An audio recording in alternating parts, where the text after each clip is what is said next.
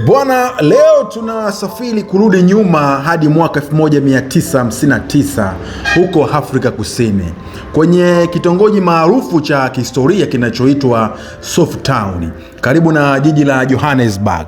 Hii ni hadithi ya filamu ya kusisimua na yenye hisia kali inayojulikana kama Back of the Moon. Huu ni usiku wa mwisho kabisa wa kitongoji hiki kabla ya serikali katili ya ubaguzi wa rangi kuja kuibomoa kesho yake asubuhi na kuhamisha wakazi wake wote kwa nguvu. Katika usiku huu mmoja wa kihistoria tunakutana na mhusika mkuu anaitwa Badman. Badman sio mtu wa mchezo. Yeye ni msomi anayependa kusoma vitabu, lakini pia ni kiongozi mkatili sana wa genge hatari la mtaani linalojulikana kama The Vipers au nyoka mwenye sumu. Bwana, Badman anajua kabisa kuwa kesho yake kila kitu kitaharibiwa na hana cha kupoteza. Anaamua kuwa usiku huu wa mwisho utakuwa ndio usiku wa fujo, pombe na kutimiza sheria zake mtaani, lakini hajui kama usiku huu utabadili hatima ya maisha yake milele. Bwana, wakati Badman na genge lake wakipanga mipango yao ya kwenye baa maarufu ya siri mtaani hapo itwayo Back of the Moon, mrembo mmoja aitwaye Eva, msomi, anawasili mtaani humo. Eva ni mwanamke mrembo kupitiliza na ni mwimbaji maarufu sana wa muziki wa jazz nchini Afrika Kusini. Eva yupo njiani kuelekea uwanja wa ndege ili kutoroka kwenye nchi hiyo na kwenda kuanzisha maisha yake mapya ya muziki huko London, Uingereza, ili kukimbia ubaguzi wa rangi na mateso ya nyumbani.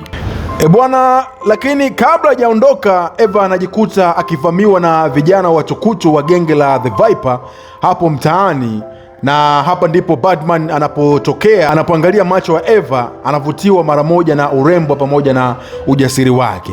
Bwana, Badman anatumia mamlaka yake kama kiongozi, anawatimua vijana wake na anaamua kumrinda Eva.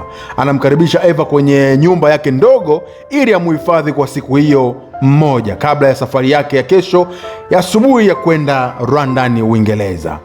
Bwana, akiwa ndani ya ile nyumba ya Badman, Eva anashtuka kukuta kuta zimejaa vitabu vya falsafa na fasihi, kitu ambacho akitegemewi kutoka kwa kiongozi wa genge la wauaji. Wawili hawa, ingawa wanatoka walimwengu wawili tofauti, mmoja ni msanii wa kimataifa na mwingine ni mfalme wa ukatili mtaani, wanaanza kuzungumza na kugundua kuwa wana vitu vingi vinavyofanana. Taratibu upendo wa ghafla na mzito unaanza kuzaliwa kati yao katika usiku huo.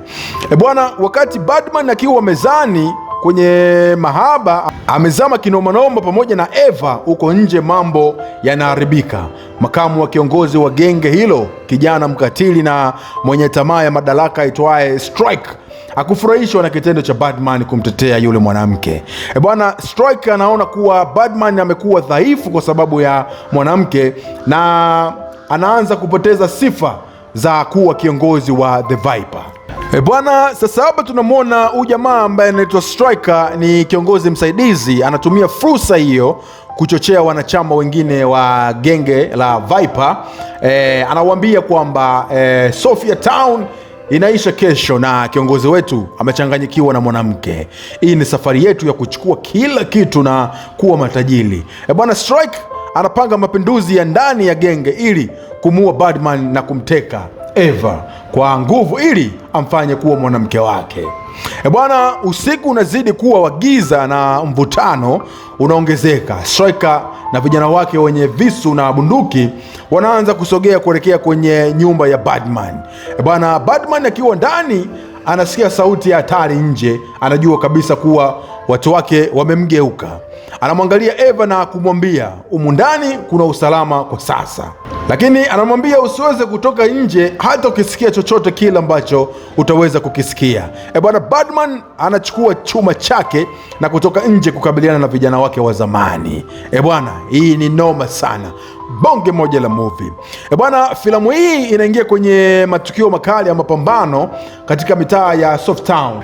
Bwana, katika chini ya mwanga hafifu wa taa za barabarani, Bwana Birdman anapambana kishujaa dhidi ya vijana wake wenyewe. Ni mapambano ya ukatili, damu na usaliti. Bwana Birdman anadhihirisha kwa nini anaitwa Birdman. Anawadondosha mmoja baada ya mwingine kwa kutumia akili na nguvu. Bwana, hata hivyo idadi ya maadui ni kubwa. Bwana, Strike anafanikiwa kumjeruhi Birdman na kuvunja mlango wa nyumba ili kumfikia Eva, na Eva anajaribu kupambana na kujilinda, lakini Strike anamzidi nguvu. Wakati Strike akitaka kumfanyia ukatili Eva, bwana Birdman anajivuta akiwa anavuja damu na anarudi ndani kwa hasira ya mwisho na kumpiga Strike vibaya sana hadi kummaliza. Bwana, genge la The Viper linasambaratika usiku huu baada ya viongozi wao kupigana wenyewe kwa wenyewe, na Birdman anajikuta amejeruhiwa vibaya sana, lakini amefanikiwa kulinda heshima yake na maisha ya mwanamke anayempenda. Anarudi ndani na kuanguka kwenye mikono ya Eva. Bwana, Eva anamsaidia kufunga vidonda, na wawili hao wanatumia masaa ya mwisho ya usiku huo wakiwa wamekumbatiana, wakijua kuwa asubuhi ikifika maisha yao hayatakuwa sawa tena. Bwana, kunapokucha milio ya ving'ola vya magari ya polisi na matingatinga ya serikali ya ubaguzi wa rangi inaanza kusikika mtaani. Maaskari wa kizungu na wenye silaha wanaanza kuwatoa watu majumbani kwao kwa nguvu na kuanza kubomoa nyumba za Softown moja baada nyingine. Moshi na vumbi vinatanda kila mahali. Huu ndio mwisho rasmi wa kitongoji hicho cha kihistoria. Bwana, Eva anamsaidia Birdman kusimama. Hali ya Birdman ni mbaya sana na anajua hawezi kufika mbali. Anamshika mkono Eva na kumwambia maneno ya mwisho ya kusikitisha sana. Anamwambia, safari yako ya London iko pale pale, mimi siwezi kuondoka Softown. Huu ndio ulimwengu wangu. Bwana, Birdman anamlazimisha Eva kuondoka na kuelekea uwanja wa ndege ili kuokoa maisha yake na kipaji chake.